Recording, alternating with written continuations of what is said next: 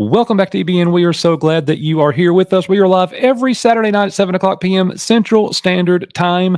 We are talking about Gina Carano. She just knocked some sense into some people, maybe. And the thing is like, we know some of these people. Oh, yeah. So to tell you the story and show you, we got to look at the tweets. Yeah. I don't know anything about this, guys. Coach is laying this on me, so this is a legit reaction. I don't know what he's talking about. I've been busy all weekend. You see his true, authentic colors, ladies and gentlemen. Is Nick a shill? We will see. We'll see. So the first thing that we're looking at is Gina Carano's tweet after seeing South Park Into the Panderverse. For those of you who don't know, Into the Panderverse destroyed Disney, destroyed Kathleen Kennedy and Lucasfilm and Disney Star Wars, and it was incredible. We got a review on it and a reaction. Go check those out. But here's what Gina Carano said in a tweet after seeing Into the Panderverse and all of the shots that they took at Lucasfilm. But this is just the beginning. We go further.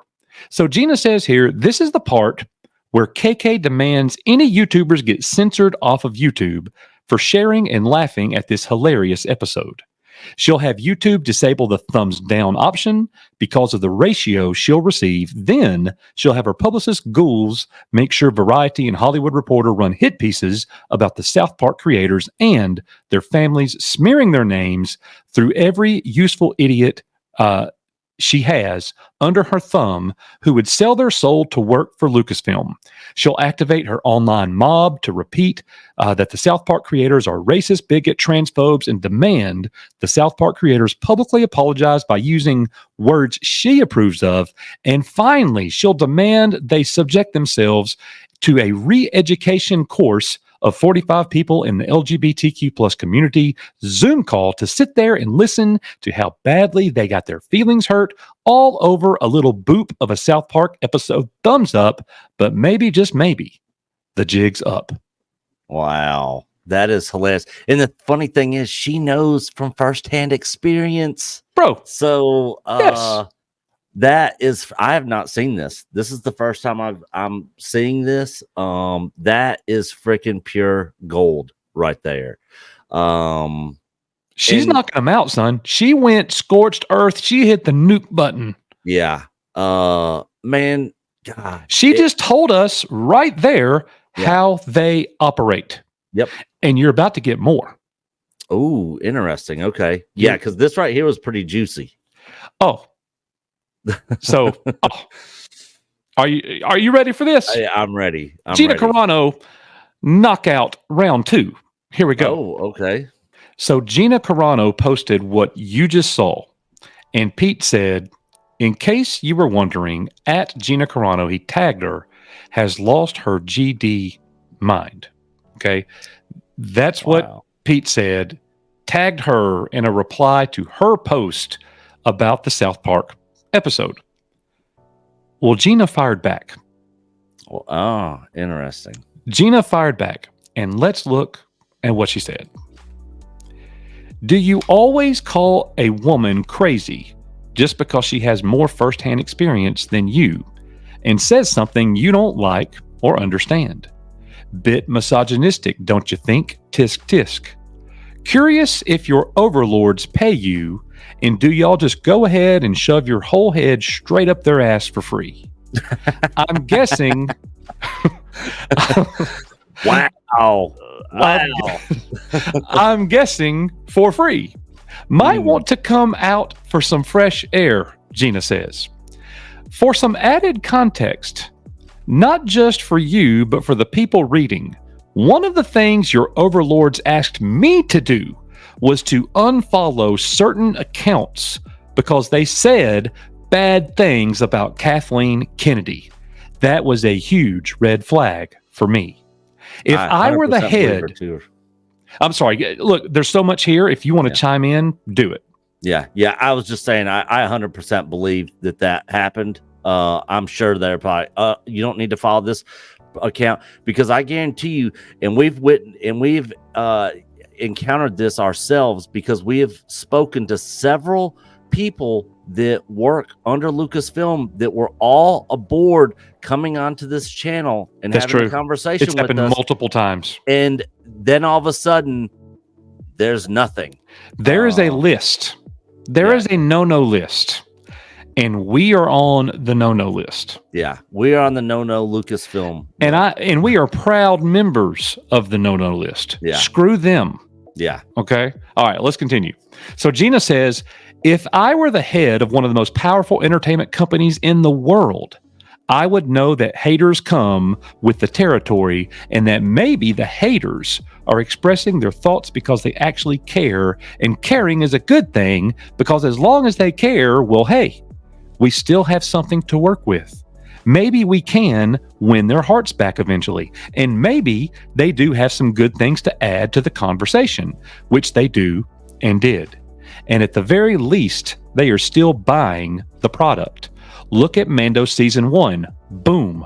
The healing had begun, says Gina Carano. If you are a proper good leader, you learn how to embrace and communicate, not dictate and silence and demand your actors and directors unfollow and shame more than half of your fan base and the people who have stuck with the franchise for decades. Spot on. She's talking about us. Yeah. Side note, don't say the Force is female and then allow the men to express their political views online. In fact, just drop the ridiculous phrase completely. I agree. One of the producers your overlords are having now, one of the problems your overlords are having now is that they've made a lot of people completely stop caring about one of the most beloved franchises in history, all by bullying, pushing aggressive agendas, and trying to silence the people criticizing them. 100%. 100%. How are they able to tell stories they don't understand when the ones they identify with are the Empire? They are literally trying to squash the little guys, the rebellion. No wonder the storytelling is struggling. They fired and dehumanized people like me who did absolutely nothing wrong. All to virtue signal to people like you, the yes men, the shills. Yeah. But yes men, unfortunately for you and them, do not drive culture. Maybe they were banking on the kids picking up the slack, but one of the best things about the franchise is passing it on from generation to share. The competition is too high to throw out something as valuable as that. Why would one generation pass it on when you've disrespected and thrown them away? Your overlords tried to hide behind the two opposing fan bases fighting each other instead of taking responsibility. So they encouraged the hate, all while virtue signaling they are standing up for minorities, but instead using them as a shield and weapon. Funny enough, just how our government works. Yeah. Continuing on here. I've not disagreed with one thing she said yet. One single thing. Yeah. They think people will forget, and yes, maybe they will, but for this moment, they have heard the people's voice and it shook them.